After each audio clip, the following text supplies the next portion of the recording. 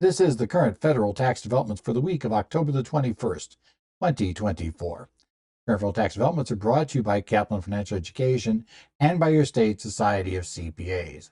I'm Ed Zollers, returning after a couple weeks off to kind of work my way through what's happening here at the end of tax season.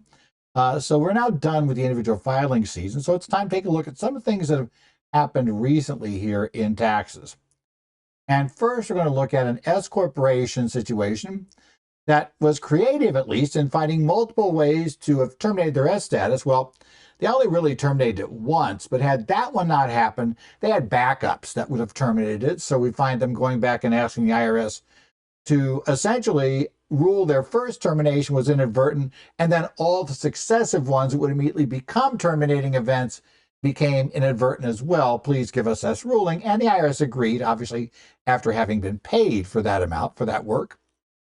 We have an IRS notice that ruled that the agency will treat condoms as medical expenses for tax purposes. That will be on Schedule A, plus for things like FSAs, etc. HSAs will be allowed to reimburse those items. Also related, the IRS added a list of items, which will, as we'll discover, include the condoms as items of preventive care that an HDHP, high deductible health plan, can pay without the insured having met the annual deductible for the plan, in essence, so they can provide that benefit and not lose their status as a high deductible health plan. The IRS also opened up PTIN registration last week on Thursday, so we'll talk about that. And finally, the Jarretts are returning to court. Yes, the staking challenge that went out with a whimper back in 2023 is now coming back again to court, again to the same court in Tennessee, so we'll see how it turns out this time. And we'll go back over the history of that case, why there's litigation, why the prior case that the Jarretts effectively won was not one they were happy with winning, and why they're back in court again trying the same routine. And we'll see how it goes this time. Let's start out with the private letter ruling 2024-42002, issued on October the 18th. This private letter ruling is a request for treatment of inadvertent terminations, or at least labeling various events as inadvertent terminations of an S corporation status. This corporation managed to creatively find a way to terminate their status multiple ways. And again, it's one of those cases where, as often happens, we have taxpayers who don't understand the rules for S corporations and the fact that you are very handcuffed in what type of shareholders you can have. And while we don't know all the history of this, because the PLR doesn't have to really tell us why they did the things they did, it has all the earmarks of one of these sort of, well, I was on TikTok and they said do this, and so they followed all this advice. They read the infamous doing one's own research, which went badly. But anyway, they got really creative. They combined a lot of things that you'll find discussed on various, tax social media, influencers giving that information. And unfortunately, even if those influencers were correct, were actually got things right, the taxpayers clearly didn't understand you can't mix and match, which is what they did. In this case, there were a number of errors. So we have an S corporation that started out owned by a husband and wife. This is nice and simple. Now, whether they should have had an S corporation is a whole nother discussion, which again, we don't know the facts. But anyway, they have an S corporation. For some reason, they decided they would convert their S corporation to a limited partnership, which would consist of a general partner that was an LLC owned by the husband and wife as community property, and a limited partners that were the husband and wife, each of which had, most of the shares of the S corporation. Now, as you might guess, there's a problem here. That wasn't an LLC electing S status. That was a limited partnership. And while the LLC that was the general partner of the limited partnership, that was okay because they were in a community property state, so they're covered by revenue procedure 2002-69, which would allow them to treat that as disregarded. So in essence, that LLC could hold the S shares, as could each of the other two, individuals. And in theory, they could all be considered a massive disregarded entity. But that's not exactly how they did it, though they did treat the limited partnership as disregarded, at least in the start. Now, as I said, the problem became, now a few years down the line, so first, we've lost our S status because we have more than one class of stock, right? In essence, the general partner and limited partners had different rights, different amounts, different issues, just total mess. So according to the agreement, there were different rights, etc., and many of which would affect distributions and liquidation. So that blew the S election. But then next up, the general partners, the LLC, initially filed as, treated as disregarded. But eventually down the line, they decided to treat that as a partnership and file a 1065. Now, if the limited partnership formation had not terminated their S election, this would have terminated it, because a partnership cannot own S shares. That's not an allowed shareholder. So now we got what would be a terminating event, except we'd already terminated the S corp. That was our terminating event number 2. Next up, we, in essence, lost the ability to go back on that one and to at least get back to a disregarded entity because the wife died. And as soon as she died, this is one of the problems with the husband-wife LLC. When she dies, her undivided 50% interest in the LLC, general partner, went into her estate. That meant we did have 2 shareholders or 2 members in the LLC. That created a partnership. So if we hadn't made the first 2 errors, we would suddenly have a partnership as an interest holder or a shareholder, which would terminate the S election. Now, this mistake we've seen before. Please remember, if you've got an entity that's disregarded now, but at the death of the individual, some or all of that interest gets transferred in different directions, you can quickly end up with a partnership. And once you have a partnership, because you had discarded entities, I think the one time I remember before was a case where they had both an intentionally defective grantor trust as one of the owners of the shares, plus the, which was, there was an LLC that had a intentionally defective grantor trust owning most of it, and then the original owner, shall we say, owning the other part of that. Well, that's great, but when he died, the defective grantor trust converted into just a standard trust. That was not a revocable trust, so it couldn't be combined with the estate. So now you have an estate and a trust, which is a partnership again, which blew it. So we had this problem. And just for good measure, before all of this got discovered, the husband died. So now we have, again, a partnership with 2 estates. I suspect at the end of all this, counsel came in, somebody got aware of what was happening, and at this point, at least, the problem was discovered. Now, it might have been counsel working for the estate, where there's going to be this kind of problem now that we have a C corp with potentially years of unfiled C returns and unpaid C taxes, and we may have wanted to clean that up. Or it could have been the more traditional route where there was a buyer showed up. That they went out to sell this thing, a buyer showed, did their due diligence, which is how these things tend to come about, and suddenly said, we're not buying this thing unless you get this cleaned up, because we're not taking on the potential liability for those unpaid C corporation taxes.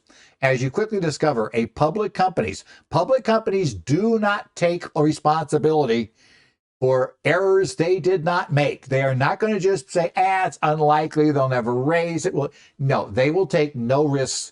If they didn't cause the problem, they're not taking the risk. You want to sell your company, you get rid of the problem. You cause the problem, you fix the problem.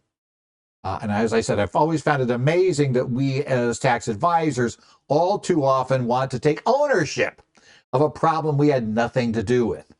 Right? The public companies have the right idea here. You didn't cause the problem, don't take ownership of the problem. Right? Tell the clients this is wrong, tell them they need to fix this. And if they don't fix it, then probably disengage, because you really can't keep doing S returns when you're aware we don't have an S corp.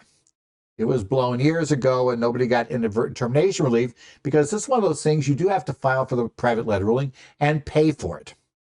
In most cases, to get inadvertent relief, especially when your problem is, even under the relief provision the IRS gave a couple of years ago, that allows some of these to be saved on their own without going for the PLR route.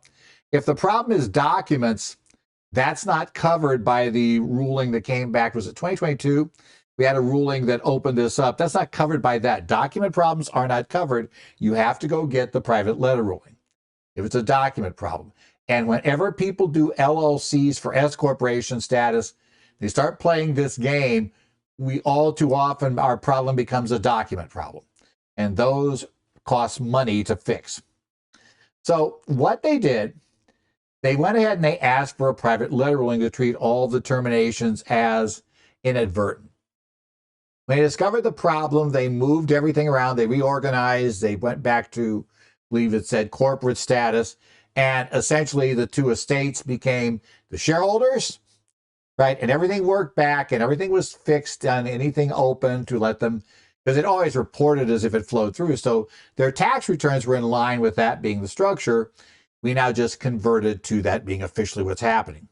The IRS did agree that, okay, the terminations were inadvertent. You know, stupidity can cover a lot in these cases and usually does. So we've got an inadvertent termination. We're fine. So the S status is returned, which is great, except of course our problem is we had to pay for the ruling. That is a major problem because these are 5 figures, as I recall, at least to get started. So plus, especially if it was discovered the due diligence team of a buyer, you're probably going to be paying a Big 4 accounting firm to shepherd the PLR request through the IRS because they're not going to trust you because you and your advisors already filed this up. So they're going to say you got to have them do it, have them get the ruling, we'll accept that, right? And that's how you're going to have to go back and do it. And of course, in those cases, the client who now is upset that nobody told them about this, you don't want to be their advisor. You especially want to be the advisor who, you know, when mom and dad were alive, said, oh, we'll ignore it. The IRS will never catch it.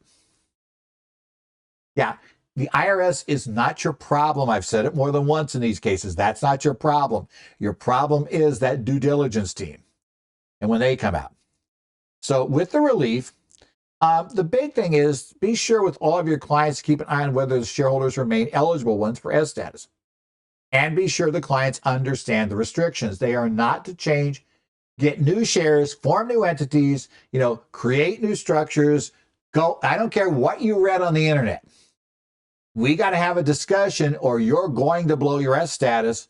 And someday you get this buyer who wants to pay you this insane amount of money that you just great. And then they find this out and they won't go forward until you fix the problem and pay for the fix. So to avoid that, we're going to go back, get this done, and it's going to be very clear that I told you this was a problem. You decide to ignore the problem. Well, I don't really want to be associated with you. I will have my files that I had a letter telling you this is a problem. And that could turn out to be a problem for you if the IRS discovers that letter, because honestly, that would show you were aware of it, and then you're probably going to be considered in bad faith asking for a ruling later. So, yeah. At that point, then your only way to fix it as far as the public company is concerned is to go back and file all those old returns, pay all the penalties, and yeah, that's going to get expensive.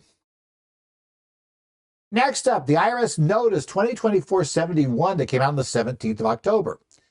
In this case, the IRS is ruling about whether condoms qualify as medical expenses under the Internal Revenue Code, specifically Section 213D. And the notice is really just like a one-liner when we actually get to the point of, the ruling, the guts of the ruling. It simply says that they will treat condoms, purchase of condoms, as payments for medical care under IRC 2013D. Now, initially, that just says we could put it on Schedule A of Form 1040, which, given the 7.5% rule for deducting medical expenses got to be in excess of 7.5% of your AGI, and the fact you got to be able to itemize, which the vast majority of taxpayers don't, that wouldn't be terribly helpful for most people, except this opens the door to have payments for these condoms reimbursed by flexible spending accounts with their employer if they have one of those, a health savings account, if they have funded one of those, they could pay for them out of there. MSAs, if they still got an old Arch or MSA, and any of those still around, it would work for that. As it would for a health reimbursement arrangement, where an employer medical reimbursement program is what we used to call them in the old days before, back, I believe it was in the George W. Bush administration. They wanted a catchy acronym, so that's how we got HRAs. Before that, never been referred to by that term. It's simply the medical reimbursement program. All of those can reimburse these. And again, in all those cases, it's not going to disqualify your cafeteria plan. It's not going to be taxable HSA or MSA distribution, and it won't be taxable to the employee for payments under an HRA because it would be for medical care. Now, they put this out on the same date they put out another notice because they're going to pick up the condoms as medical expense routine again. But this time, we're looking at a ruling, in this case, Notice 2024-75, which came out on the same date as the prior notice, where we're going to be looking at whether health or high deductible health plans are, what items are considered preventive care, right? Because normally a high deductible health plan can pay nothing towards your medical care until you have met your annual deductible limits for your plan. However, as part of the Affordable Care Act, added Section 2713 to the Public Health Act. That provided that all medical plans must provide preventive care services and pay for them regardless of, any deductibles that might exist. Now, that obviously created a bit of a conflict. So in 2013, in Notice 2013-57, the IRS ruled that payments for such items by a high deductible health plan would not disqualify the plan from meeting the HDHP status as long as it limited to the amounts to be reimbursed to the preventive care items that were considered preventive care. Now, in this case, the IRS is going to add to the list of items that are considered preventive care. And this adds first, certain oral contraceptives will be added to the list, so a plan can pay for that. Also added will be male condoms. Told you that was the relationship back to the others to rule condoms are medical because preventive care has to be medical, so they're going to rule that condoms are medical care. The rest of the things in this list pretty clearly were already generally accepted as medical care. Nobody would worry about where the IRS would or would not allow that to be deducted. So that was probably why the male condom list got on there, that first ruling. Breast cancer screenings other than mammograms can be reimbursed. Certain continuous glucose monitors and select insulin products that have been added as basically as preventive care items. So you might want to take a note. The notice is in question and answer format for each of these, describing how each one is covered. Goes on for 11 pages. It's not hugely long, but it does walk you through some details for each one of those. So again, high deductible health plans can add those. We'll see if those show up in plans, coming up now, because obviously prior to this ruling, presumably a lot of plans didn't cover those things because they didn't think they were preventive care. They thought they would cause problems from the tax standpoint. So we'll see how all of this works going forward. It is that time of year again. We're done with the extended filing season. So 2 days after the filing season ended, the IRS opened up the PTIN system for renewals for 2025. So you can go in now and you can get your renewal placed, for your PTINs and get all of that taken care of. You can also file new applications for PTINs. So if you're entering the practice of tax return preparation, you're going to need a PTIN, so you can go apply now for 25 if you're going to be starting in 2025. Remember, all tax preparers must have a PTIN in order to prepare federal income tax returns. That is a requirement, right? There continues to be a fee. I believe it was $19.85 for your renewal. So you will have to be ready to pay for that before your renewal will be considered finally processed. Generally, you can pay for it with credit card online. So that's usually how you do it. In fact, the entire process is completed online. So it should work fine for you in that standpoint. So just remember, we're now there. I always go ahead and do this as early as possible, just because it's one of those things, if you put it off, you're going to forget it. And then when you forget it, you're going to suddenly wake up on December 31st and go, uh-oh, I should have done something. And yeah, it's like, yeah, you should have gotten a PTIN. And you also want to make sure the rest of your office is aware that they need to renew their PTINs as well, and that is now open. Finally, returning to court are the Jarretts. This is a court petition, a complaint, filed in the new case of Jarrett versus United States. It's like Jarrett 2. This again is a case being filed in the Eastern District of Tennessee. It's docket number 324-CV-10209. The petition was filed on October the 10th.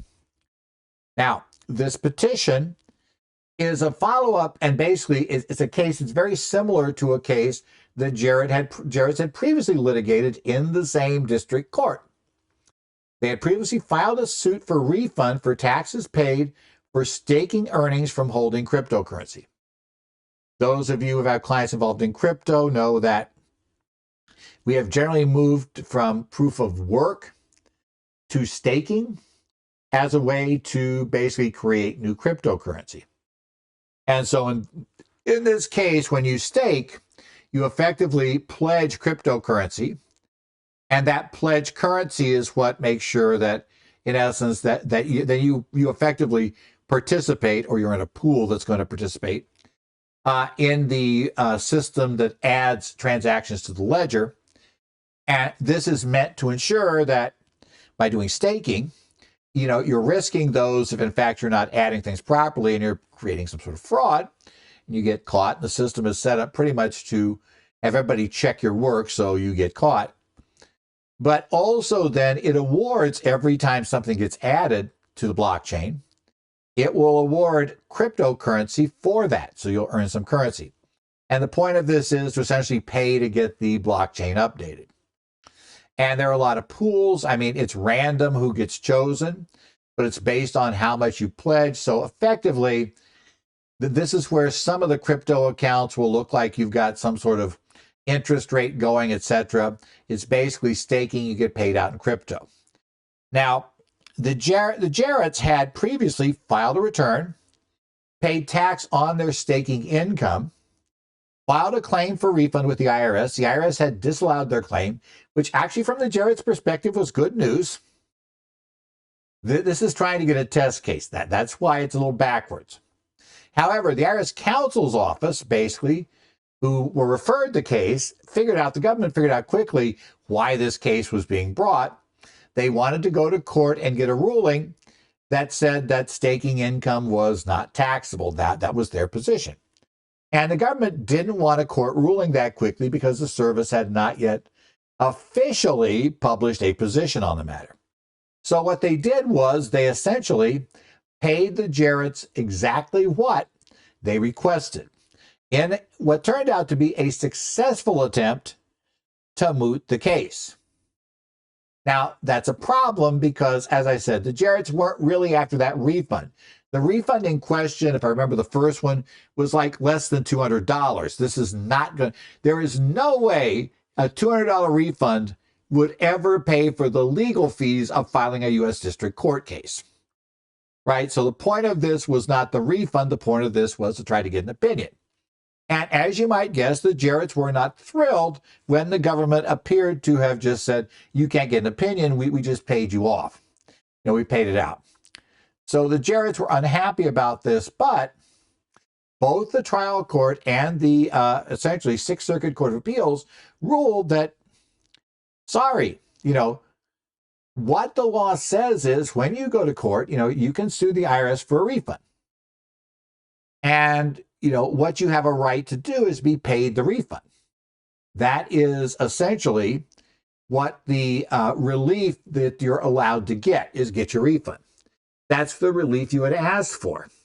Having been given that relief by the government, even if you didn't want it, you didn't cash the check, you didn't want to go that route, you want to go to trial. No, sorry, the case is mooted. You can't force somebody to go to court with you if they, when you ask for damages and they simply pay them whatever you ask for, you can't really force them to go to court, because you were given all the relief you'd asked for. Okay.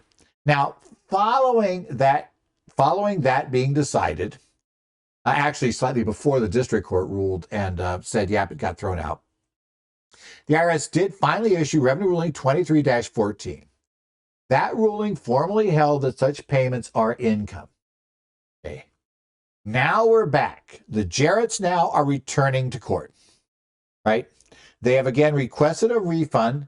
They again had the 1040X refund declined by the IRS, which is probably normal because with that Rev ruling out there, they're not going to go against that at basically there's nobody processing 1040Xs that's going to go against that position. So it's there. So now the Jarretts are looking to go back to court.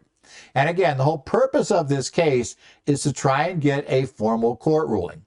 And they probably don't care much about what the district court in Tennessee says, except they expect that if the court rules against them, which they probably would prefer, because in many ways that gives them control to go to the Court of Appeals, or rules for them, they hope the IRS appeals the case. And then they want to try to get basically a Court of Appeals to rule on this issue as to whether staking income is or is not taxable income under the Internal Revenue Code. And to try to keep the government from doing again what it did last time, which is simply send them a $200 check. Now the Jarretts have added to their arguments that they need, because the court didn't mention that, so the court's in mooting, that it was speculation by them that they'd be damaged by the IRS continuing to deny their claim.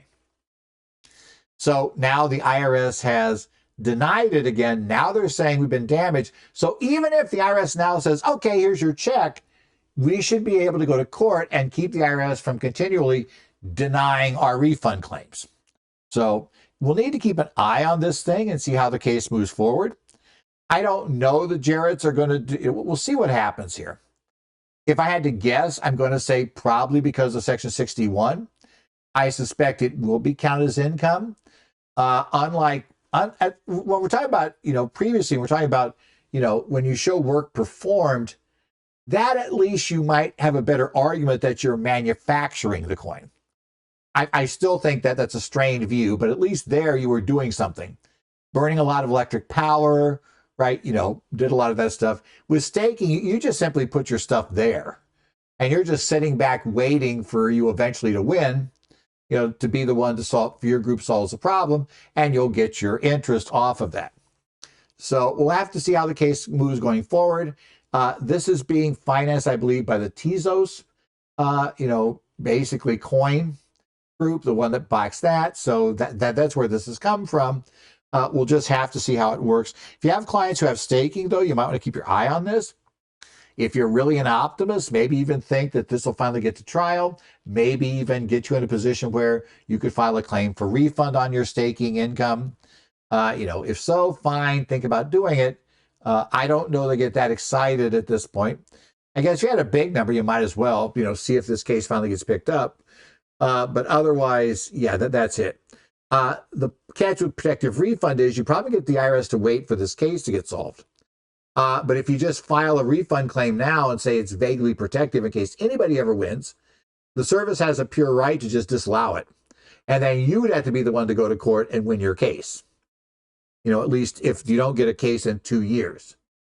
That enables you to then say, hey, we get our money back, right? In essence, because that's your time frame after the IRS formally denies your claim, you have 2 years to file in court.